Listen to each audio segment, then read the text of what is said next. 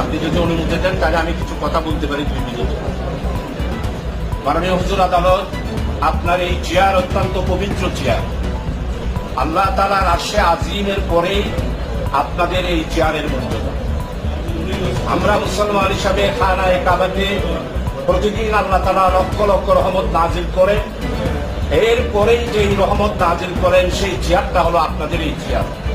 আপনি যতক্ষণ ন্যায় বিচার করবেন, ন্যায় বিচার প্রার্থীদের কথা শুনে ন্যায় বিচার করবেন, ততক্ষণ আল্লাহর রহমত, লক্ষ রহমত আপনার চেয়ারের উপর নাজিল হবে।